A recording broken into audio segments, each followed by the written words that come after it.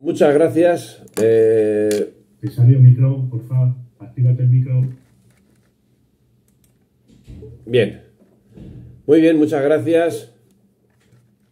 Encantado de estar aquí y gracias por haberme invitado. Y bueno, vamos a hablar un poco de lo que pasó en la actividad económica en el hecho esclavista. Y vamos a hablar de la historia. Todas las razas, todas las civilizaciones, todos los continentes, todos los momentos de la historia y particularmente el actual, siglo XXI, se encuentran lastrados por el esclavismo. Pero hoy nos centraremos en los siglos XVII, XVIII y XIX. Un momento en el que se gesta el hecho esclavista de la forma que hoy es generalmente conocido. Así debemos ser conscientes que en África, mucho antes de las primeras incursiones europeas para la adquisición de esclavos, la esclavitud era una institución corriente, siendo que de tiempo inmemorial existía un comercio interno de esclavos que cubría las distintas necesidades militares y económicas de los propios pueblos subsaharianos y muy especialmente del mundo musulmán, siendo que si la guerra fue la principal fuente de sometimiento, no es menos cierto que existió otra multitud de razones para la misma, entre las que estaba el pago de deudas, el castigo por crímenes o el sometimiento por hambre.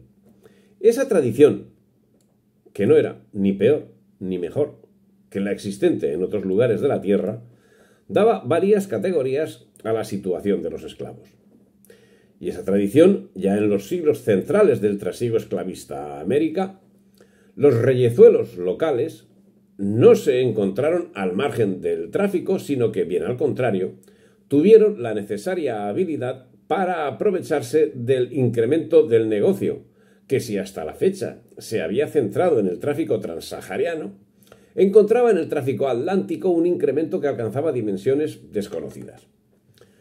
Los reyezuelos locales actuaban en nombre propio, suministrando el material humano que les era demandado, y lo hacían como buenos conocedores del mercado, no como pobrecitos conocedores del mercado, obligando la adquisición conforme a sus necesidades y quedando en segundo término la voluntad del que demandaba esclavos, que debía conformarse con lo que le era suministrado. Así, el número de mujeres esclavizadas no era proporcional al de hombres, y en cualquier caso su precio era superior. Pero la esclavitud estaba ligada inexorablemente al trabajo. Era la mano de obra no cualificada que atendía los menesteres de menor entidad, y en algunos lugares, como había sucedido en Roma, otros de calidad que tenían relación y, por ejemplo, con la educación de los niños. Y siempre presente la manumisión, que hacía que antiguos esclavos llegasen a tener el poder económico suficiente para hacerse con otros esclavos.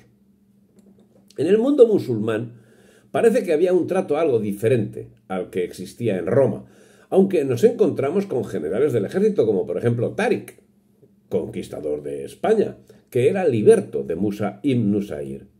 Así, conviene que, para interpretar el hecho de la esclavitud, nos deshagamos de los juicios primeros que tengamos sobre la misma.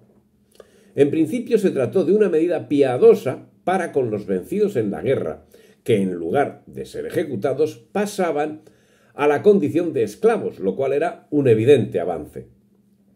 En la Edad Media y hasta la caída de Constantinopla en poder de los turcos el año 1453, la economía de Occidente estaba preocupada por los suministros que tradicionalmente venían del Mediterráneo oriental y que desde principio de siglo se había resentido notablemente. Escaseaba el cereal, escaseaba el azúcar, escaseaba el oro. Y Portugal, libre ya de la Reconquista, se volcó en África en busca de esos recursos.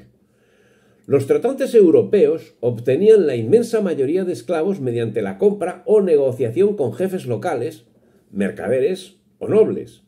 Los africanos, que proporcionaban la mayoría de esclavos a los europeos, los conseguían como en la antigüedad mediterránea o en el medievo europeo. Primero, como resultado de guerras. Segundo, como castigo a las personas afectadas.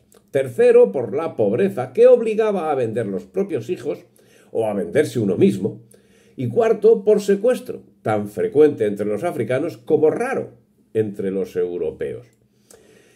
Y en la Edad Moderna en particular, y a partir del siglo XVIII, la mercancía empleada para pagar esos esclavos representaba los 2/3 del costo del equipamiento de las naves.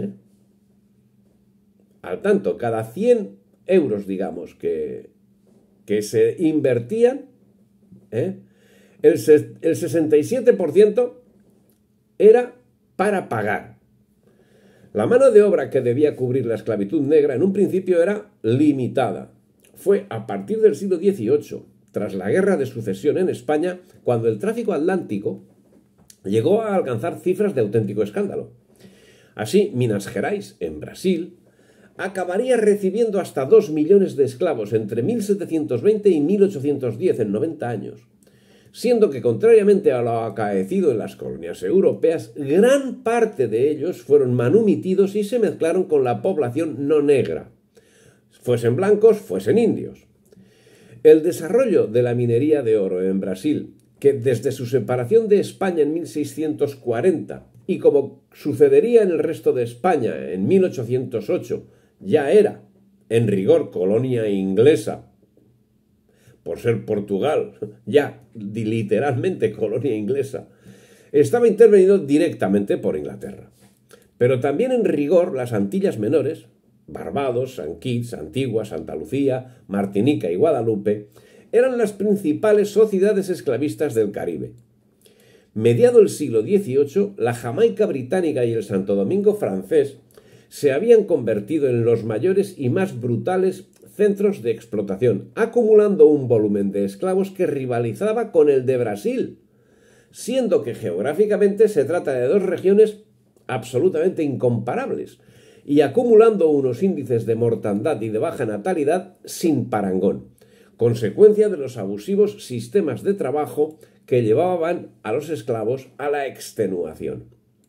El alto índice de defunciones y la baja natalidad posibilitó que en 1750 el Parlamento británico diese libertad al comercio de negros como esclavos desde y hacia cualquier parte de África entre Sallé, en el sur de Berbería, y el Cabo de Buena Esperanza, a todos los súbditos del rey de Inglaterra, y como consecuencia, en 1754 las colonias británicas tenían una mayoría absoluta de población esclava, y los puertos de Londres y de Bristol eran los más importantes del mundo en este comercio. Entre 1756 y 1763 tuvo lugar la Guerra de los 7 Años. En el curso de la misma, el comodoro Augustus Keppel tomó para Inglaterra Gorée, en el África Occidental, a los franceses. Otro puerto de embarque esclavista de primer orden quedaba así al servicio exclusivo de Inglaterra. Se estaba desarrollando una guerra comercial de envergadura en la que Inglaterra, Holanda y en menos medida Francia y Suecia tenían especial interés, poniendo a su servicio las flotas piratas que atestaban los mares. Pero la labor había empezado antes, en 1553, 2 siglos atrás, saliendo de Londres rumbo a África los primeros barcos ingleses que inaugurarían el largo y tortuoso camino de la esclavitud negra en manos de Inglaterra. Y 9 años después, conjugando a la perfección la piratería con la trata de esclavos, el pirata Hawkins, en defensa de los intereses económicos de la corona británica, robó y vendió subrepticiamente de contrabando un pequeño grupo de esclavos africanos en la España americana. De los esclavos blancos se encargarían otros funcionarios de Su Majestad Británica. En 1600 fue creada la Compañía Británica de las Indias Orientales y 2 años después la VOC, o Compañía Holandesa de las Indias Occidentales, ambas con un carácter mercantil y militar. Se trataba de sociedades por acciones, siendo que la VOC la primera a nivel mundial que hacía público su balance y con capacidad para declarar la guerra, acuñar moneda, firmar tratados y establecer colonias. No independientes, sino de Holanda de la VOC de Holanda, efectivamente. La acción combinada de piratería y esclavismo era de gran rendimiento para Inglaterra y también para Holanda, que en 1625 tomó Bahía por breve tiempo, y en 1630 Pernambuco, donde instaló importantes plantaciones e ingenios azucareros con mano de obra esclava, lo que provocó la creación de una poderosa colonia en la zona, para lo que destinó como gobernador al conde Mauricio de Nassau, descendiente de Guillermo de Orange, que sin embargo no pudo mantener la colonia ante el empuje de Portugal, que resolvió favorablemente la situación expulsando a los holandeses. Para 1669, la VOC era la empresa privada más rica en la historia de la humanidad, con más de 150 buques mercantes, 40 buques de guerra, 50.000 empleados, un ejército privado con 10.000 soldados y ganancias del 40% sobre la inversión inicial. La edad de oro de la piratería y el esclavismo había llegado de la mano de holandeses y de ingleses. En 1629, el pirata Piet Hein, almirante de la Compañía Holandesa de las Indias Occidentales, aliado con Moisés Cohen Enríquez, capturaba la flota de la Plata de España. En 1630, 56 navíos al mando de Diederik van Vandenburg y Hendrik Long tomaron Recife. En 1635 tomaron el fuerte Nazaret y en 1637 Mauricio de Nassau consolidaba la colonia e intentó retomar Salvador de Bahía. Y en 1634 la conquista de Curazao en el Caribe venezolano significó, además de la presencia holandesa en el Caribe venezolano, la formación de un conglomerado de plantaciones azucareras que en 10 años absorbió la importación de unos 30.000 esclavos africanos que cruzaron el Atlántico transportados por esclavistas holandeses. Estamos hablando de una intrincada acción que se desarrollaba a la vez en varios frentes: el económico, el militar y el de las ideas. Y la esclavitud era para la corona británica, según declaraban en documento de 1663, y conforme nos relata Eric Williams, la fuerza y el músculo de este mundo occidental. Así rezaba. Eso es la expresión exacta de lo que dijeron. Toda la operación marítima, comercial y de piratería estaba dirigida por piratas británicos adscritos a la administración británica de Su Majestad. Tal era la Company of Royal Adventurers, encargada de comerciar en África los productos manufacturados en Inglaterra, desde armas, que eran muy demandadas por los esclavistas negros, desde armas hasta textiles o herramientas de todo tipo, con un contrato que, concedido en 1663, debía tener una validez de 1000 años, periodo que se vio drásticamente acortado 9 años después, cuando se creó la Compañía Real Africana como monopolio para la trata de esclavos. Pero ese monopolio duraría solo 25 años, cuando el tráfico de esclavos fue reconocido como un derecho fundamental y natural de los ingleses. Ojo, como un derecho fundamental. Si bien no de todos los ingleses, porque miles de ellos fueron protagonistas del hecho esclavista. Sí, pero no como traficantes, sino como traficados. El año 1625, una orden real estipuló que los prisioneros políticos irlandeses se venderían como mano de obra forzada a las plantaciones de las islas orientales. Sería el inicio de una gran deportación que se contaría en cientos de miles de personas, hombres, mujeres y niños. Pero la práctica ya había sido conocida antes, 13 años antes, en 1612, en la Guayana. Solo sería el principio. Como consecuencia de la Revolución Irlandesa de 1641, que se mantendría candente durante 11 años, la población de Irlanda descendió de aproximadamente 1,5 millones de habitantes a poco más de 600.000. El motivo fue el genocidio llevado sobre ellos por Inglaterra, que comparado con lo que vino después debía parecer una situación idílica. Y es que entre 1650 y 1660 la dictadura de Cromwell instaló el que fue conocido como Reinado del Terror, que de forma proactiva agudizó el genocidio que ya venía conociendo la población irlandesa católica. Pero el pragmatismo británico supo tomar la medida del asunto y supo calibrar hasta dónde debía seguir con el genocidio y hasta dónde debía seguir con la esclavización. Así, en 1650 llegaron a las plantaciones caribeñas de St. Kitts 25.000 esclavos irlandeses. En un año, Carecemos de datos tan siquiera aproximativos, pero se calcula que en esa década la corona británica secuestró a unos 100.000 niños irlandeses de edades comprendidas entre los 10 y los 14 años, a los que llevó a las plantaciones del Caribe, de Virginia y de Nueva Inglaterra. Cromwell murió el año 1660, pero el pragmatismo británico no defenestró su figura. Su sucesor, Carlos II, hijo del decapitado Carlos I, decapitado por Cromwell, no dudó en mantener el negocio de la trata con el compromiso de entregar al menos 3.000 esclavos anuales a la Real Compañía de Aventureros. Estos traficantes de esclavos detentaban altas posiciones sociales en Inglaterra. Una lista que, conforme señala Eric Williams, estaba encabezada por la realeza e incluía 3 duques, 8 condes, 7 lores, una condesa y 27 caballeros. Y la toma de Jamaica en 1655 fue sin lugar a dudas un punto de inflexión en el tráfico negrero atlántico. A partir de ese momento se dispararía el tráfico, que si hasta el momento poco difería de lo actuado siglos atrás, donde el esclavo podía ver su desventura como algo pasajero, ahora, bajo una mentalidad puramente economicista, accedía a una situación sin vuelta atrás, donde el horizonte era la esclavitud perpetua o la muerte inmediata. Eso bajo el poder de Inglaterra.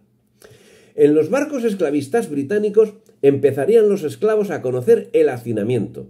En los barcos esclavistas británicos se producirían sublevaciones de esclavos. En un 20% de los transportes llegó a conocerse motines, algo que jamás ocurrió en los barcos portugueses. Curioso, en los barcos esclavistas británicos se tirarían esclavos al mar como lastre cuando la sublevación o el temporal ponían en peligro la embarcación. Mark Delton señala que solo los buques ingleses transportaron 2 millones de esclavos africanos a Norteamérica entre los años de 1680 y 1786. En 6 años más de un siglo, vamos. Se puede decir que ya en estos momentos todo el mundo económico británico dependía de la trata y de la explotación de esclavos en las plantas azucareras, algodoneras o tabaqueras, representando la base sobre la que finalmente sería llevada a cabo la revolución industrial. Y es que en esos momentos aproximadamente la mitad del Producto Interior Bruto del momento dependía de la esclavitud, siendo que aproximadamente el 15% del esfuerzo de sus astilleros y sus productores de los diversos habituallamientos dependía del suministro de la población esclava. Cuando en 1698 la Compañía Real Africana perdió el monopolio para la trata de esclavos, surgieron nuevas compañías en las que se reubicaron los socios de aquella primera. La West India Company, la Royal African Indian Company, la Virginia Company fueron las principales nuevas iniciativas que, impulsadas desde el Estado, sirvieron de nueva ubicación para la alta nobleza y para la pujante burguesía. Y como en el caso de la VOC, estas compañías estaban dotadas de autonomía propia, con potestad para aplicar justicia y para tratar negocios multilaterales, y por supuesto para apoderarse de territorios. Por su parte, en el comercio triangular de Inglaterra, África, América, los productos obtenidos en las colonias llegaban a la metrópoli desde donde se distribuían a los mercados de Inglaterra, de Francia y de Holanda, lugares donde asimismo la dependencia del esclavismo era manifiesta, siendo que si en Inglaterra el 75% del trabajo portuario estaba ligado al tráfico en su conjunto, en Francia representaba el 12%. En este periodo el consumo anual de azúcar en Inglaterra pasó de 2,7 kilos por habitante en 1710 a 10,5 kilos en los años 70 del siglo XVIII y comenzó a generalizarse el uso del té, del café, del chocolate y del tabaco. Y la banca inexorablemente estaba detrás de todas las operaciones, tanto de movilidad de esclavos como de adquisición y puesta en cultivo de terrenos.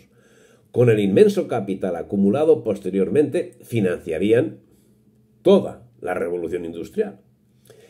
La eclosión del liberalismo era ya más que manifiesta y sus métodos, las sociedades por acciones, que ya llevaban décadas en el desarrollo, se manifestaron con fuerza en el primer cuarto del siglo XVIII en Inglaterra, siendo que, según señala Hugh Thomas, la Compañía del Mar del Sur contaba en 1720 con 462 miembros de la Cámara de los Comunes, 100 de la Cámara de los Lores y toda la familia real.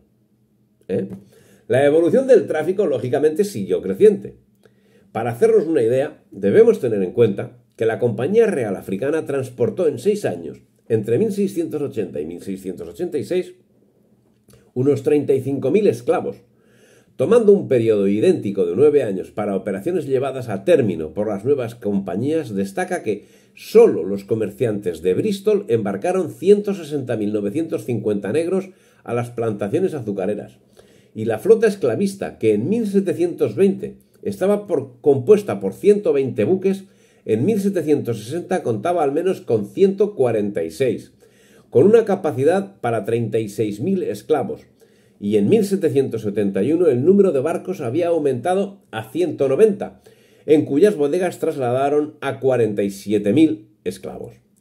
Todo ello comportaba pingües beneficios, hasta el extremo que a mediados del siglo XVIII todo el comercio y la manufactura británicas estaban conectados de un modo u otro con el comercio triangular, siendo que las ganancias obtenidas sirvieron de una manera directa para la financiación, como digo, de la Revolución Industrial, que en 1750 conoció un importante empuje con la creación de la conocida como Compañía de Comerciantes, que tenía participación prioritaria en el comercio triangular y controlaba todo el tráfico. Y las colonias de las Antillas eran el eje del Imperio Británico, con una inmensa capacidad productiva. El contrabando y la piratería eran las otras dos patas del banco que sustentaban el ser de Inglaterra. Y es que cerca de la mitad de los beneficios comerciales británicos dependía de la economía esclavista atlántica. El beneficio obtenido era enorme, pero además este modelo empujaba su industria. El 15% de la construcción naval se destinaba al tráfico. Por eso, el tráfico siguió creciendo en importancia y los beneficios se mostraban en Inglaterra de manera ostentosa, hasta el extremo que la bolsa de Liverpool, ciudad que en 1795 gestionaba las 3/7 partes de todo el tráfico esclavista europeo, se exhibían relieves de cabeza de africanos y los mercaderes hacían pública ostentación, siendo que las inversiones alcanzaban cifras francamente muy importantes. Señala Joseph Nicori que entre 1750 y 1807 los tratantes de esclavos británicos invirtieron más de 8 millones de libras en la construcción, reparación y en los pertrechos de sus barcos en astilleros ingleses. Y los beneficios generados, que estaban en consonancia con las inversiones realizadas, fueron la base de los bancos ingleses actuales. Pero esa generación de recursos no se limitaba al tráfico negrero, sino que, aprovechando la ruta del esclavo, se abrían rutas para el contrabando de todo tipo de bienes. Así, a mediados del siglo XVIII, esa actividad ilegal estaba afectando gravemente la economía española, siendo que la Casa de Contratación de Sevilla informaba de las dificultades que encontraban los comerciantes españoles a la hora de vender sus productos en América, como consecuencia de la enorme cantidad de mercancías inglesas que, al amparo del Tratado de Utrecht y sobrepasando ampliamente lo en él estipulado, entraban en los puertos americanos. La corona española tomó medidas impidiendo que llegase oro o plata a los puertos donde atracaban los ingleses, al tiempo que creaba una pequeña flota de guardacostas con base en Cartagena y en La Habana, destinada a interferir el contrabando, lo que acabó ocasionando una nueva guerra con Inglaterra, la conocida como la de la oreja de Jenkins, al haber mutilado una oreja a ese pirata pillado infraganti. Pero centrándonos en el hecho del tráfico de esclavos, es el caso que la intensidad de la demanda de mano de obra esclava hizo que en 1766 Inglaterra autorizase la trata directa de África a Florida, territorio que era colonia británica desde 1763. Por otra parte, la flota inglesa tomó La Habana en agosto de 1762 y la mantuvo en su poder durante 11 meses. En ese tiempo trasladó a la isla no menos de 11.000 esclavos e implantó un régimen comercial al estilo británico, y lo que es peor, cuando finalmente abandonó la isla, lo hizo militarmente, pero dejó todo un tejido mercantil y esclavista que fue el que convirtió la isla en uno de los últimos destinos de los traficantes de esclavos africanos. Inglaterra era sin lugar a dudas el más importante país en el comercio de esclavos de todo el mundo, y eso ciñéndonos al tráfico atlántico y dejando al margen la India. Entre 1756 y 1786, Bristol envió 588 barcos a África, Liverpool 1858, y entre 1795 y 1804, Liverpool mandó 1099 naves, Londres 155 y Bristol 29, y a finales del siglo XVIII todas las clases de la sociedad inglesa presentaban un frente unido en lo referente al tráfico de esclavos. La monarquía, el gobierno, la iglesia, la opinión pública en general apoyaban el tráfico de esclavos. Había pocas protestas y éstas eran ineficaces, y curiosamente en esas fechas Adam Smith señalaba la nula rentabilidad del trabajo esclavo. Al amparo de esa idea, en 1765 se fundaba en Inglaterra la Sociedad Antiesclavista. Evidentemente algo estaba pasando, y la visión comercial británica no estaba lejos de ello. Se estaba tramando el cambio en el concepto de esclavitud, más acorde a los métodos que anunciaban los teóricos del liberalismo, y en 1787 Thomas Clarkson fundaba en Londres la British Anti-Slavery Society, que fue la base de asociaciones similares en los demás países europeos y americanos. Mientras tanto, los métodos permanecían incólumes. Así, a finales del siglo XVIII, la producción de barcos negreros de Inglaterra conoció un especial auge, en parte merced al establecimiento en Cuba de toda una estructura esclavista bajo control británico. El comercio esclavista desarrolló su actividad de tal forma que en 1806, de los 62 barcos entrados en el puerto de La Habana que se dedicaban al negocio de la trata, todos consignados por casas locales, 58 eran de bandera y tripulación norteamericana. Es el caso que en la octava década del siglo XVIII más de 500.000 de esclavos trabajaban en las condiciones señaladas en el Caribe británico. Y de hecho, la idea de que la esclavitud era legítima era común, entendiéndose que sin ella no sería posible la supervivencia del sistema económico británico. Y sin embargo, en 1807 Inglaterra prohibió el comercio de esclavos y el 1 de agosto de 1838 los esclavos de las colonias inglesas se vieron libres, entre comillas, al haberse decretado la abolición de la esclavitud.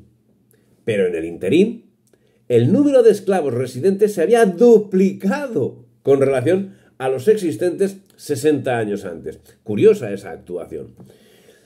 Bueno, el caso es que, en cumplimiento de la nueva situación, Inglaterra había llevado a cabo una serie de acciones.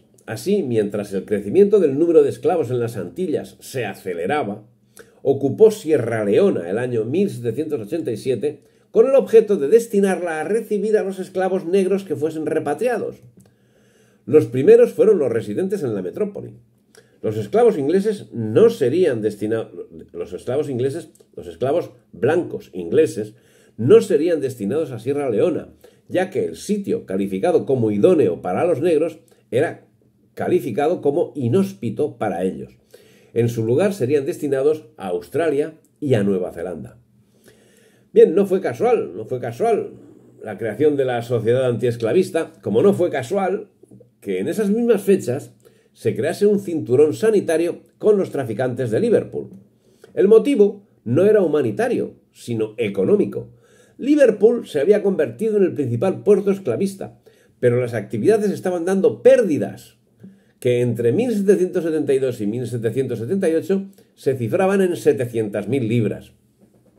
De 30 casas importantes que dominaban el tráfico de esclavos desde 1773, 12 habían ido a la bancarrota para 1788. Y es que el desarrollo del comercio y de la industria había hecho que el marco que desarrolló la explosión esclavista iniciada a mediados del siglo XVII fuese perdiendo fuerza un siglo después. El mercado, el centro de las actuaciones británicas, había llegado a un punto, a finales del siglo XVIII, en el que los precios se iban ajustando. Los proveedores de esclavos africanos exigían cada vez más, y las posiciones militares en África no tenían capacidad de control, y aumentar el precio final del esclavo resultaba absolutamente inasumible, motivo por el que las ganancias se habían visto reducidas a menos del 10% en un siglo, a pesar de las medidas aplicadas en los transportes que habían reducido la mortandad en los mismos transportes del 24% al 6%. Una mortandad del 24% es elevadísima, vamos, o sea, ¿qué vamos a contar? En esa situación, la competidora principal de Inglaterra, la Compañía Holandesa de las Indias Occidentales, presentaba unos balances aún peores. Declaraba en esos momentos unos beneficios que apenas llegaban al 3%. Todo señalaba que el momento para abogar por la abolición de la esclavitud estaba servido. Y a esa labor se volcó Inglaterra, utilizando para ello la que sin lugar a dudas era su principal punto de apoyo, que era su armada, que era la principal del mundo en ese momento.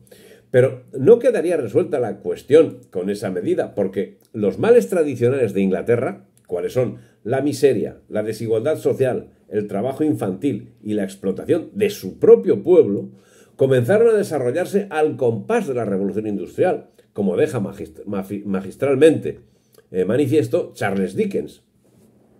La inseguridad ciudadana, los crímenes de todo tipo, se adueñaron de aquellos lugares que no hacía mucho lucían orgullosos su riqueza conseguida a costa de sangre ajena. Y las medidas para cortar semejante situación fueron del corte ya tradicional en la política inglesa: sangre y deportación. Como consecuencia, en 1770 fue dictado el Código Sanguinario, titulado así, en el que se marcaban 222 tipos de crímenes, casi todos contra la propiedad, que conllevaban la pena de muerte. Un robo con valor superior a 5 chelines estaba sancionado con la pena de muerte. Cortar un árbol conllevaba la pena de muerte. Cazar un conejo estaba condenado con la muerte, y sin límite de edad esa pena. Hasta el extremo que Michael Hammond y su hermana Anne, dos niños de 7 y de 11 años, fueron ahorcados por robo. Y para librarse de la carga que representaban los esclavos negros, como medidas iniciales, en 1772 fue abolida la esclavitud en el territorio de las Islas Británicas, primer paso para deportar a la población negra residente, que finalmente sería desembarcada en Sierra Leona cuando fue ocupada el año 1787, lugar al que en principio estaban destinados los 150.000 súbditos ingleses que tenían alguna condena y que finalmente fueron trasladados en los buques negreros hasta Australia y hasta Nueva Zelanda. El mismo año fundaron la Sociedad Antiesclavista Británica. Doble vara de medir, ¿no? Por un lado estaban mandando a su propia gente esclava y por otro lado creaban la Sociedad Antiesclavista. En 1791 se produjo una rebelión en Haití que llevó a la liberación de los esclavos. Pero el movimiento abolicionista tiene sus particularidades. Así, en el primer cuarto de siglo, los cuáqueros, cuyo fundador Jorge Fox era propietario de esclavos en Pensilvania, condenaban la esclavitud, dando lugar a la creación de la Sociedad Antiesclavista en Inglaterra, lo que llevó a que, mientras en las 13 colonias quedaba nominalmente prohibida la trata, una comisión parlamentaria británica calentase los ánimos en pro de la abolición. Bien, señala Hugh Thomas que la última venta pública de un negro en Inglaterra se llevó a cabo en Liverpool el año 1779. 1779. 2 años antes, una declaración real prohibió la entrada de negros en Francia, porque se casan con europeos, infectan los burdeles y se mezclan colores. En fin, Cecil Bray, William Paley, William Wilberforce, Thomas Clarkson, 4 nombres. Fueron los nombres más destacados de la campaña abolicionista preparada por los cuáqueros en Inglaterra, dedicándose a demostrar lo poco beneficiosa que resultaba la trata desde el punto de vista económico, al tiempo que animando a la apertura de nuevos mercados donde obtener las materias primas y donde poder abrir mercados para los productos ingleses. Adam Smith, contemporáneo y comprometido intelectualmente en los mismos objetivos, no dudaba en dejar señalado que el relativismo era el principio que marcaba la actuación del movimiento abolicionista británico. Se inició la dominación de Australia en la actual Nueva Gales del Sur, donde arribó una flota con 11 navíos con casi 1.500 ingleses a bordo. 1.500 esclavos, convictos por los delitos más nimios, que habían sido deportados en régimen de esclavitud, y durante más de 80 años unos 165.000 convictos fueron transportados a estos presidios. Los últimos convictos que fueron trasladados a la fuerza de Australia llegaron en el año 1868. La deportación en muchas ocasiones formaba parte de un proceso de selección física para el trayecto duro. En cierto sentido, el sistema de convictos era una forma de esclavitud, aunque los convictos podían esperar su liberación tras haber cumplido su sentencia, y sus hijos eran libres desde su nacimiento. Muchos llegaron a enriquecerse y pasaron a formar parte de la clase de los colonos, y su turbio origen a menudo era convenientemente olvidado o encubierto. Y muchos infelices no sobrevivieron para contarlo, siendo víctimas de un régimen disciplinario difícil de calificar. Pero los aborígenes australianos y neozelandeses lo pasaron aún peor que los esclavos ingleses. A principios del siglo XIX, cuando la misma Inglaterra estaba llevando a cabo una política activa para la supresión del tráfico, tuvo lugar la guerra o genocidio de Tasmania, conocida en la historiografía británica como Black War. En esta guerra se recompensaba económicamente por cada tasmano cazado a cambio de su piel. Eran desollados, poniendo así fin a la esclavización a que habían estado sometidos desde años atrás. Por otra parte, no debemos olvidar que el movimiento abolicionista se centró en el ámbito atlántico, pero justo en ese momento, además de lo ya señalado, estaba muy presente en la India, siendo que en 1833 el Parlamento británico rechazó aplicar la abolición en estas colonias. La abolía por un lado, pero en la India no. Y en la década, claro, la abolía justo donde, digamos, no tenía control directo, porque Inglaterra prácticamente se había quedado solamente con Jamaica y unas colonias poco extensas en América. Donde tenía importancia era en Asia, ahí no la habían abolido. El caso es que rechazó el Parlamento la abolición de estas colonias, y en la década de 1840 continuaba con un régimen esclavista con un intenso tráfico, pues al amparo de la corona británica. Y en los Estados Unidos también seguía jugando con dos barajas. No obstante, las circunstancias económicas habían variado ostensiblemente, e Inglaterra mostraba su capacidad de adaptación, pues en ello radicaba la posibilidad de transformar tanto el sentido de la esclavitud como el del dominio territorial. A partir del momento, los dos conceptos encontrarían sensibles variaciones y demostrarían que las nuevas formas garantizarían los mismos beneficios y posibilitarían su incremento al hacer recaer los costos que hasta la fecha reportaba el esclavismo sobre los mismos que, convertidos en libres, se verían igualmente sometidos merced a los leoninos tratados de amistad y libre comercio que garantizaban el control absoluto sobre aquellas sociedades que accedían a la libertad a la sombra de Inglaterra. Con este objetivo, en 1807, abolido el tráfico en casi todas sus colonias, iniciaría una actividad internacional tendente a la abolición en todo el orbe, al compás del sometimiento de los mercados a los intereses y a las quincallas procedentes de Inglaterra. La revolución industrial permitía suplantar la mano de obra esclava por las máquinas. Adam Smith, sofista del liberalismo, entraba en el juego y demostraba que el sistema esclavista era económicamente lesivo para la economía. Señalaba que era necesario conseguir que el productor fuese parte implicada en el crecimiento de la economía, extremo que se lograría cuando se viese forzado a buscar su propia manutención. Y señala en su obra literaria La riqueza de las naciones, dice lo siguiente: creo que la experiencia de todos los tiempos y naciones demuestra que el trabajo de los esclavos, aunque parece costar solo su mantenimiento, es en última instancia el más caro de todos. Una persona que no puede adquirir propiedad alguna no puede tener otro interés que comer el máximo posible y trabajar el mínimo. Es sólo mediante la violencia y nunca por su propio interés que se puede extraer de esa persona un esfuerzo superior al suficiente para comprar su propia manutención. Ojo, ¿eh? Ojo lo que dice el amigo Adam Smith. Cuidado, que tenía razón, claro.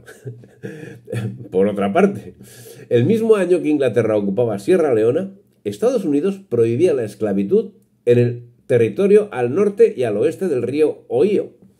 Y 3 décadas después, en 1820, eran ya 12 los estados que habían abolido, entre comillas, digamos, la esclavitud.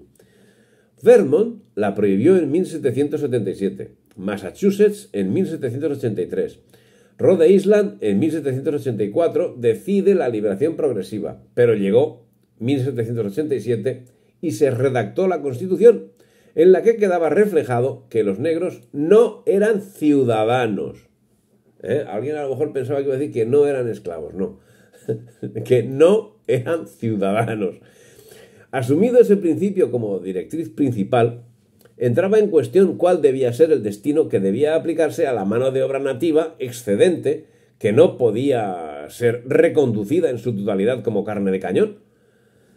Las guerras napoleónicas habían terminado y el aislamiento de tropas destinadas a conformar el grueso de los ejércitos libertadores americanos, de Argentina, etc., esos movimientos libertadores de la España americana, no absorbía la totalidad de mano de obra sobrante. Y llegaron a enviar muchos soldados, muchos soldados. Su destino sería Sierra Leona. Se trataba de una purga social que acabaría extirpando a aquellos sectores sociales que, si bien en otro tiempo habían resultado útiles, en los tiempos de la Revolución Industrial resultaban una lacra. Pero finalmente los antiesclavistas acabaron señalando que Sierra Leona era un lugar insalubre para esta población, por lo que Henry Smeaton, el mismo naturalista que determinó esa insalubridad, señaló la derrota que deberían llevar los barcos. Sierra Leona sería el obligado destino solo para los miembros de raza negra que Inglaterra controlaba fuera de sus colonias. Pero la idea simplista de que África era el lugar propio de toda persona de raza negra parece que solo cabía en la mentalidad británica y no en la de los habitantes de Sierra Leona, que no recibieron de muy buena gana los aportes de nuevos habitantes forzados. Esa circunstancia obligó a convertir en colonia el territorio que en principio debía estar bajo el exclusivo control administrativo y empresarial de quienes habían adquirido el territorio. Solo bajo esas condiciones consiguieron asentar entre 1808 y 1860, en un estrecho perímetro alrededor de Freetown, alrededor de 70.000 esclavos liberados. La iniciativa de Inglaterra sería continuada por los Estados Unidos de Norteamérica, también con la intermediación de una sociedad privada, la American Colonization Society, que en 1821, mediante una pequeña inversión económica apoyada con la amenaza de las armas, acabó adquiriendo un trozo de territorio en el que fundó un asentamiento al que daría el nombre de Monrovia, en honor al presidente oscense James Monroe. Pero el tráfico esclavista tradicional continuó activo, con intereses económicos directos de la reina Isabel II de España para la década de los 80 del siglo XIX. Otra circunstancia a destacar es que la abolición del tráfico a que nos estamos refiriendo se limitaba a la llevada a cabo en el hemisferio norte, y no en el hemisferio sur, donde los intereses británicos en Brasil exigían el mantenimiento del tráfico. Fue también en esos momentos, sobre 1820, cuando los países surgidos de la diáspora hispánica comenzaron a proclamar la abolición, sin que ello comportase problema alguno, dada la significación histórica del fenómeno esclavista y la dilatada costumbre de la manumisión que se habían tenido en América española. Y para completar la parodia, en 1821 se constituyó en Inglaterra la Sociedad Antiesclavista presidida por William Wilberforce, y el mismo año la American Colonization Society desembarcaba en la Costa de los Granos el primer cargamento de negros libres que dio origen a Liberia. Ni Locke, ni Voltaire, ni Diderot, ni Rousseau, ni por supuesto Wilberforce y tantos otros materialistas que se manifestaron contra la institución esclavista sentían otra cosa que desprecio por quienes estaban sometidos a ella, a quienes con dificultad les reconocían su condición de persona. Es el caso que, como consecuencia del nuevo panorama impuesto, a partir de 1849 se desarrolló en Jamaica un importante movimiento antiesclavista que anunciaba actividades que podían alcanzar carácter bélico. Inglaterra, declaraban categóricamente, había ido a la guerra por causas mucho menos justificables. Y no les faltaba razón en el aserto. Incluso podían defender que Inglaterra había iniciado guerras por causas manifiestamente innobles, y para ello no les hubiesen faltado ejemplos anteriores y futuros, tan innobles como la por aquel entonces aún caliente Guerra del Opio, que tuvo lugar entre 1839 y 1842, y cuyo desencadenante fue la exigencia británica de que la Compañía Británica de las Indias Orientales, administradora de la India, pudiese introducir opio en China. El movimiento abolicionista iba extendiéndose y en 1863 en Holanda, era Holanda la que lo aplicaba. Ese mismo año Estados Unidos también liberó a los esclavos, siendo que la ley no tuvo efecto hasta el fin de la Guerra de Secesión del año 1865, afectando a 4 millones de personas que pasaron de la esclavitud formal a un régimen de segregación que posiblemente fue peor. Pero se hace necesario destacar que estos abolicionistas no lo eran por cuestiones humanitarias, no, ni mucho menos. Y esa afirmación tiene como base las ideas de los mismos, de las que podemos empezar a entresacar algunas. Por ejemplo, para Jefferson, del mismo modo que existen graduaciones entre las razas animales y distintos estadios en la evolución, los negros eran notablemente inferiores a los blancos, sin dejar por ello de ser seres humanos, decía. Gran hombre, Jefferson, ¿no? Les daba la condición de humanos, qué bueno, ¿eh? Y es necesario hacer hincapié en el dato, no vaya a pasar desapercibido. En 112 años exterminaron al 90% de la población nativa americana, pagando por sus cabelleras, que si nos lo han vendido en las películas de que los indios cortaban cabelleras a los blancos, era como represalia por esa actividad, porque sus cabelleras, las de los indios, estaban cotizadas a tanto por cabellera.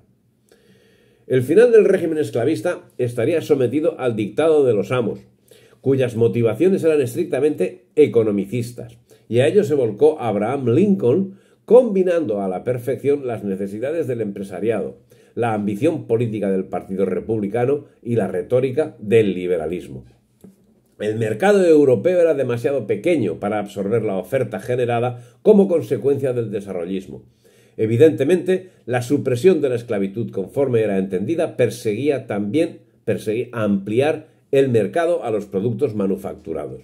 Por otra parte, nunca se atendió el desarrollo de los pueblos suministradores. Ni los esclavistas negros suministradores ni los blancos implicados en la trata atendieron la explotación de los recursos naturales, lo que resulta altamente extraño si tenemos en cuenta las enormes inversiones llevadas a cabo por las naciones traficantes. Y ello conllevó graves problemas de hambrunas una vez suprimida la trata, aspecto que tampoco fue atendido cuando se desarrollaba el movimiento abolicionista ni cuando se impuso la abolición. En principio, si hasta el momento las economías de los pueblos africanos estaban directamente ligadas a la exportación de mano de obra esclava, se vieron de pronto privados de esa fuente de ingresos. Duele hablar en esos términos, pero esos términos son, a lo que parece, los determinantes de la situación. Desde el segundo cuarto del siglo XIX hasta mediados del siglo XX, fueron debilitadas hasta el límite todas las estructuras sociales y económicas de los pueblos suministradores de esclavos, que pasaron a carecer de cualquier reserva para hacer frente a los fenómenos del clima, cuyo rigor les hace preciso mantener unas reservas de las que los colonialistas les privaron, dando lugar a terribles hambrunas que inexorablemente fueron sufriendo. Y aún hoy colean quienes fueron forzados a integrarse en un mercado mundial en que necesariamente debían ser dependientes. Pero es que además, cuando Inglaterra proclamaba en 1825 que los súbditos ingleses que participasen en la trata serían condenados a muerte y a incautación de sus bienes por piratería, además de sonrojar a cualquiera sabiendo que era justamente Inglaterra la principal actora del tráfico, no tuvo ningún efecto, ya que un número importante de traficantes ingleses continuaron ejerciendo su labor sin que ninguno de ellos acabase siendo jamás juzgado por ningún tribunal. Con la Ilustración, con el liberalismo, la actuación colonialista se especializó, procediendo a llevar a cabo a nivel mundial una gigantesca reconversión de la economía que exigía arrebatar sus tierras a los indígenas. Ahí, en lo tocante al mundo hispánico, el mal infligido es sangrante, pues a los indios les fueron arrebatadas las tierras, cuya propiedad les había sido reconocida por la corona española, que pasaron a manos de títeres de Inglaterra, que las dedicaron a cultivar lo que les demandaba el mundo británico: azúcar, algodón, café, tabaco, cacao, arroz, donde sus antiguos propietarios pasaron a convertirse en siervos. Algo similar llevarían a término en África y en Asia, donde, como sucedió en América, pasaron a ser súbditos del libre comercio internacional, lo que daría pie a la creación del conocido como Tercer Mundo.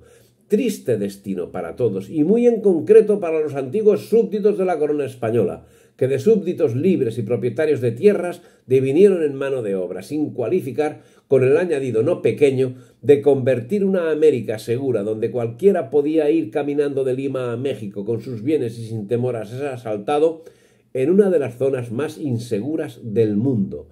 A partir de ese momento, más del 80% de la población mundial pasó a depender de las decisiones políticas ajenas que solo atienden su propio desarrollo económico.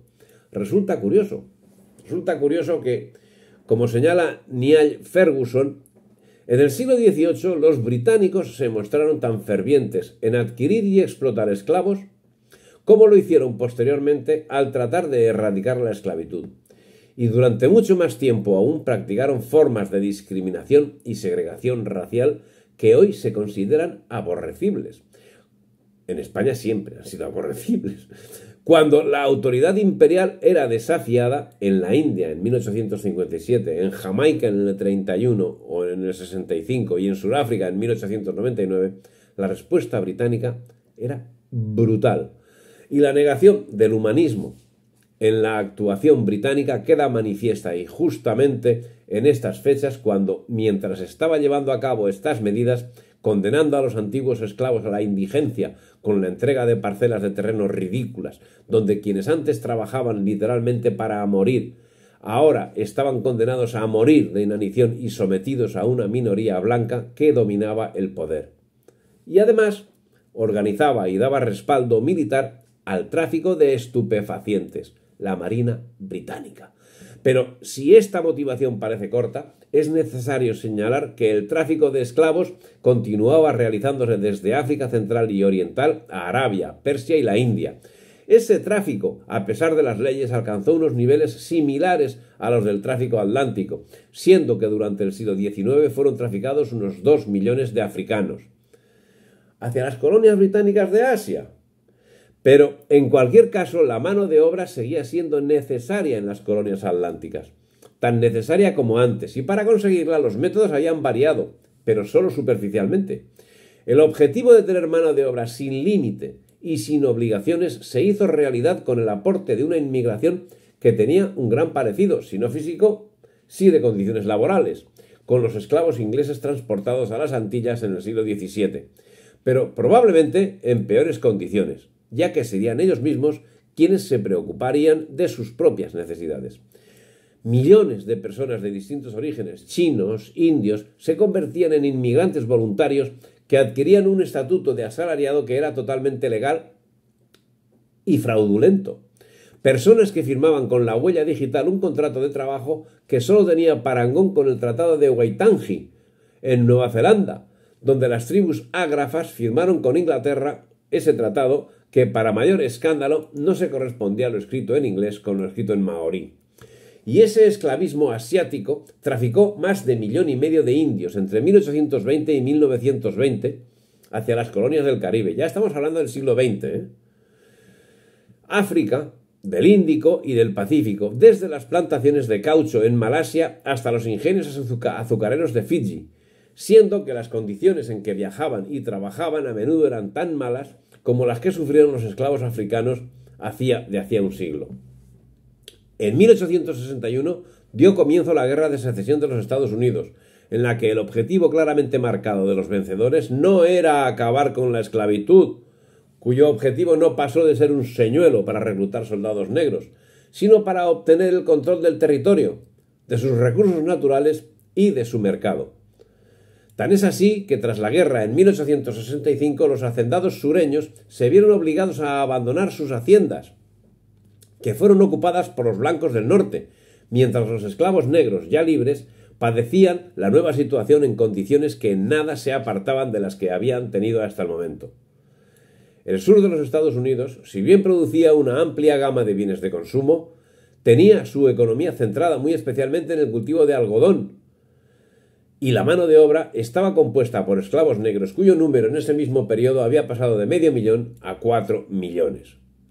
Por otra parte, si la esclavitud estaba prohibida en los estados norteños, lo era de forma nominal. Los negros libres no tenían la misma libertad que el resto de la población, hasta el extremo que para 1860 los negros, para poder votar, debían demostrar la posesión de bienes por valor de $250, exigencia que no era aplicable a los blancos. Es en estos años cuando se produjo un rosario de sus supresiones nominales, tanto de la trata como de esclavitud. Finalmente, la esclavitud había cambiado de nombre y las actuaciones al respecto también. Bueno, llegamos al final y la existencia del esclavismo y de traficantes españoles queda sin atención.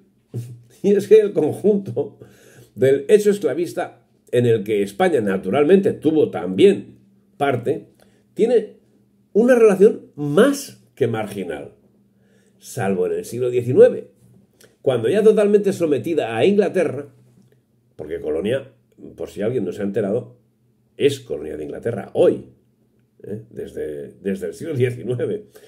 Cuando ya totalmente estaba sometida a Inglaterra, encontramos a Isabel II, reina de España, con intereses en empresas de tráfico. Así, la relación estratégica de los grandes empresarios catalanes con el tráfico negrero convirtieron la ciudad de Barcelona en un emporio donde se inició un espectacular desarrollo económico y urbanístico. De ahí partió la creación del ensanche barcelonés y de la industria textil, así como la creación de entidades bancarias. El Banco Hispano Colonial, fundado en 1876 por un grupo de esclavistas entre los que destacaba Antonio López y López, fue uno de los catalizadores de la riqueza producida por el esclavismo, que se plasmaría en la fundación de infraestructuras como el Metro de Barcelona, la Sociedad General de Aguas o el trazado de la Vía Layetana de Barcelona. Miguel Viada y Buñol, principal promotor de la primera línea de ferrocarril en la península, la de Barcelona-Mataró, había amasado su fortuna en Cuba, con su compañía La Viada y Compañía, entre cuyas actividades se encontraba la trata de esclavos africanos. Y si estas circunstancias se produjeron en España, en África, como hemos señalado, se oponían a la abolición que les acarreaba la ruina, al tiempo que aumentaba la inseguridad en sus territorios.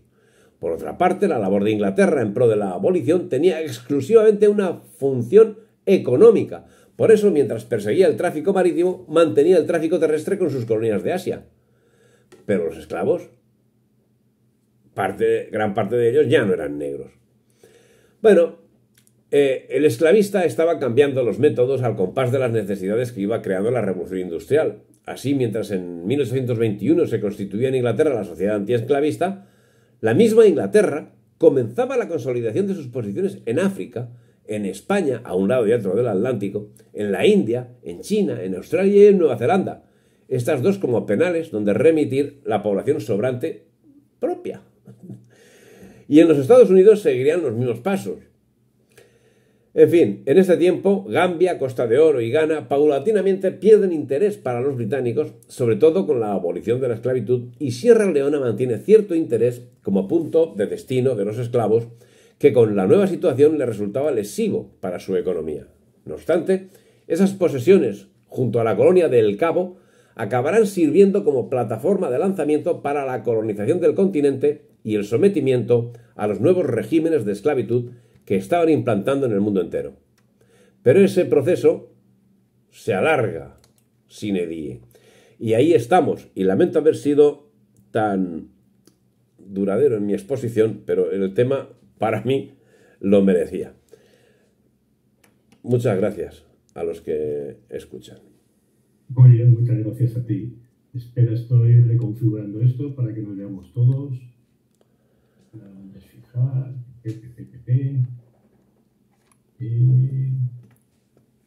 diseño, vamos a ver si esto lo coge y ya está. Bueno, extenso pero muy interesante. Ahora tú me preguntas, ¿quién lanza la primera piedra? ¿La lanzo yo? Si quieres eso, disparo yo el primero. Igual me sé la respuesta, pero creo que te la debo hacer. Yo creo que, como bien has dicho, la esclavitud se ha reconfigurado, pero sigue existiendo. Si nos centramos en África, yo creo que el drama de África es que en el siglo XVII-XVIII el producto era el esclavo y ahora el producto es lo que tienen debajo los ciudadanos de la población de allí. Yo creo que lo que interesa a los nuevos esclavistas es vaciar la población con estos movimientos migratorios que tampoco sabemos muy bien a dónde llevan y así quedarse con los tesoros que esconden las tierras raras, las riquezas que esconden esos territorios. No sé, ¿tú qué opinas? ¿Tú crees que sigue existiendo la esclavitud o es algo del pasado? No, o sea, yo estoy convencido que nosotros como españoles somos esclavos de Inglaterra, o sea, ahora mismo. Pero es que además esa situación, o sea, y los americanos lo mismo, pero es que los propios ingleses también son esclavos. O sea, el sistema liberal nos tiene esclavizados. Lo que pasa es que además tenemos la obligación de creernos libres. Esa es nuestra primera obligación, es creernos que somos libres. Pero es nuestra obligación de esclavos. Entonces, pues lógicamente están haciendo unos movimientos de población precisamente en las mismas circunstancias y claro, y de la propia África. O sea, de África primero se llevaron hasta 12 millones de personas por el Atlántico, pero ojo, por el Índico, lo que se llevaron también. Y resulta que ahora pues están llevando a otra gente que además tiene que moverse por sus propios medios. O sea, ya no les ponen ni los barcos. Ahora que se apañen, les obligan a ir. Y entonces, pues bueno, pues nos aterrizan en las condiciones en que nos aterrizan. Y claro, porque el objetivo es a nosotros acortarnos más las cadenas, eso también está claro. O sea, yo creo que esa es la solución, esa es la función que están teniendo.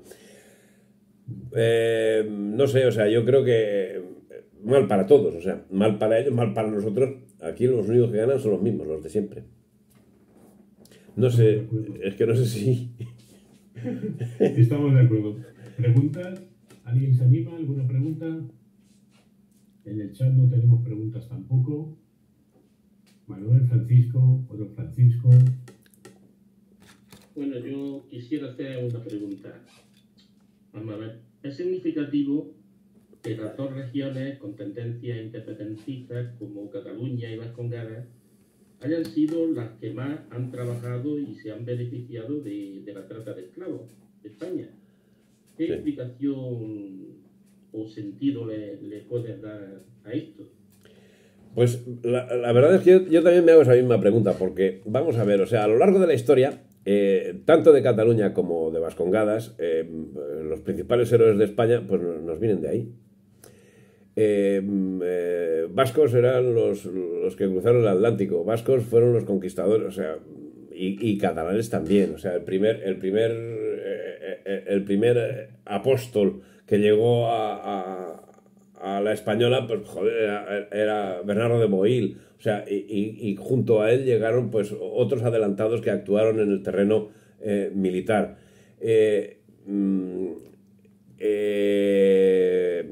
Eso fue en un principio, pero es que luego a lo largo de los años pues seguían efectivamente la cosa, eres España, y como eso es España pues funcionaban como funcionaban, normal. Bueno, ¿Qué sucede? Que la voluntad de deshacer España, la voluntad de romper España, pues por parte de Inglaterra, es que yo tengo que decirlo, o sea, es que el enemigo es Inglaterra. El enemigo es Inglaterra.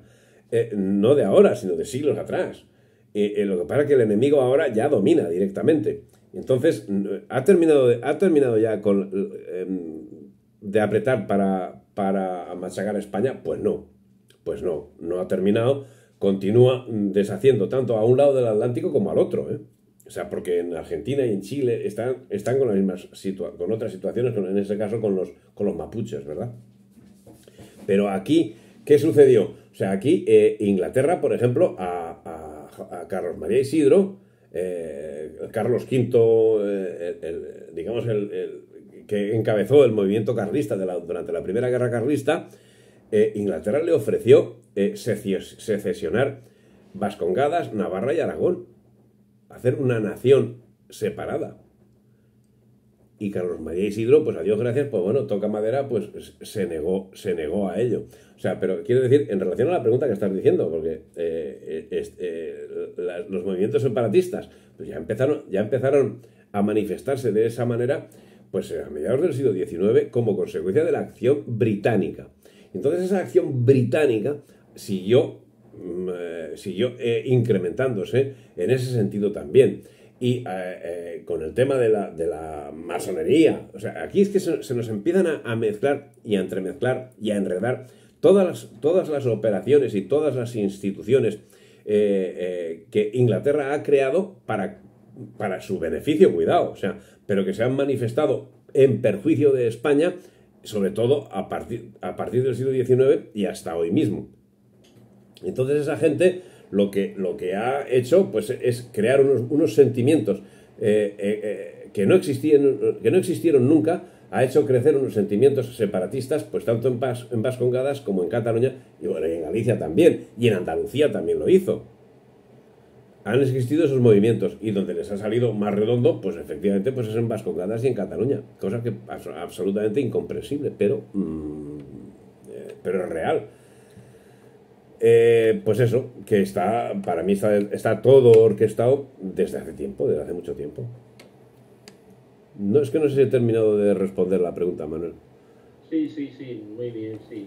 Es más o menos la idea que yo me he hecho y que hay muy implicada la masonería también. Sí. Hombre, principal implicada, o sea, en definitiva, a mí me ha preguntado, mucha gente me ha preguntado, porque tú sabes mucho de la... Yo de la masonería no tengo ni idea. Pero lo que sí entreveo es que, como no tengo ni idea y yo no me voy a meter en las casuísticas esas de si el templo de Salomón, ni esoterismos extraños, yo soy más de pies a tierra, soy más de pies a tierra y digo, vamos a ver, esto, ¿cuándo sale? Pues casualmente a principios del siglo XVIII. ¿Cuándo se mete la Inquisición con la masonería? No se mete en el siglo XVI, ni en el XV.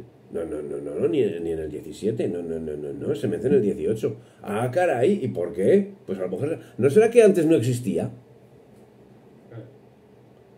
¿No será que antes no existía?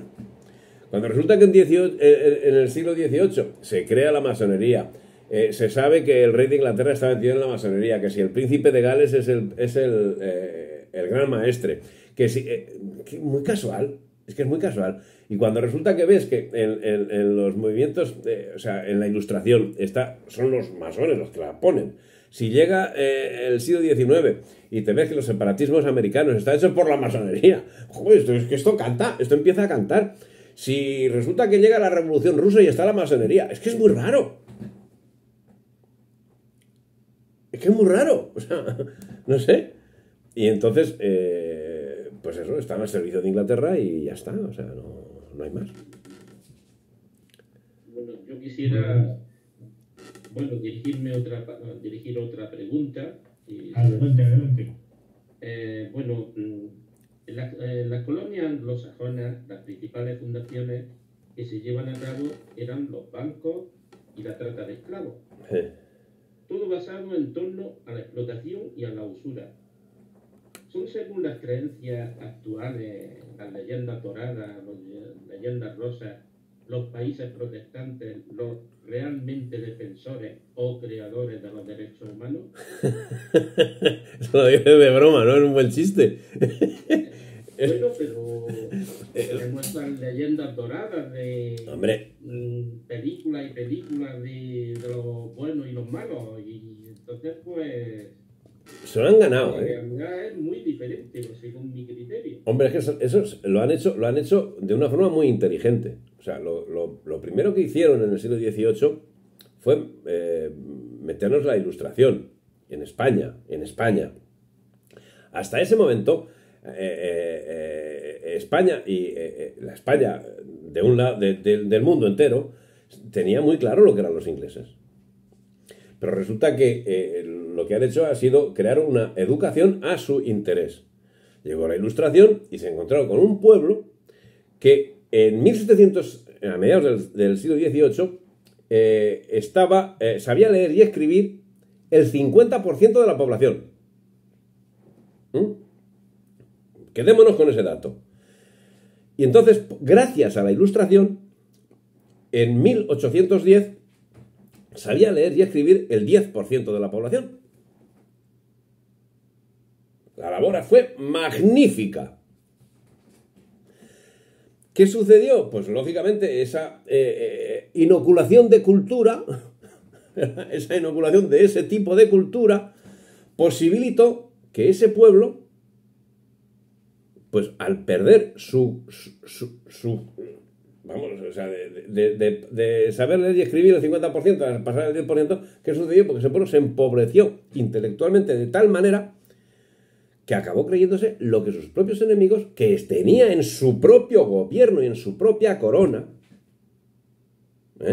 le estaban diciendo, que era negar todo lo que había hecho España y los antepasados de esas personas del siglo XVIII a lo largo de los siglos. Le estaba diciendo toda la leyenda negra. Y la gente, pues lógicamente, vamos a ver si mi alcalde, si mi gobernador civil, si mi ministro y si mi rey me están diciendo que mis abuelos eran ladrones y mis abuelas eran prostitutas, pues ¿qué soy yo? Pues inglés. Pues, o sea, no puede ser. Lo que metieron y siguen metiendo es justamente eso. ¿Por qué? Pues porque han hecho una falta de cultura absoluta. ¿Y por qué metieron esa incultura? Pues porque les interesaba, no fue casualidad. Y no fue solamente por eso. O sea, la manipulación de la gente, ¿cómo se manipula? ¿A quién se manipula mejor? ¿A una persona formada o a una persona sin formar? Creo yo que a una persona sin formar se la manipula de una manera más directa. Estaban con un tipo de revolución que la mano de obra seguía siendo imprescindible. Y ellos lo que querían era mano de obra que no supiese nada, que trabajase y punto. Y eso es lo que estuvieron haciendo. Cuando se encontraron a mitad ya del siglo XIX, empezaron a plantearse la necesidad de que esa gente que no sabía ni leer ni escribir, pues tenía que saber leer y escribir, porque empezaban a llegar unos manuales que tenía que utilizar. Y eso han estado utilizándolo durante todo el siglo XX. Pero es que ahora estamos en unos momentos en que la educación está dando, desde finales desde el último cuarto del siglo XX, está volviendo otra vez a ser mala la educación. Cada vez peor. ¿Por qué? Pues no lo sé. Pero yo creo que probablemente es porque los medios que tenemos ahora mismo, de Internet en concreto me refiero, y de la inteligencia artificial y esas cosas, pues precisan pues que menos formación de la gente. Es mi no sé si acertada o errónea deducción de lo que está pasando. Bueno, ciertamente la historiografía que hoy se tiene en la enseñanza es fruto de la historiografía escrita por la Ilustración. Sí. O sea que aún permanecemos y sufrimos esa herencia nefasta que bueno, que está muy ajena a lo que es la historia real de España. Sí, efectivamente. Efectivamente. Y ahí estamos. Y Lo peor es que yo en concreto no le veo salida, pero bueno.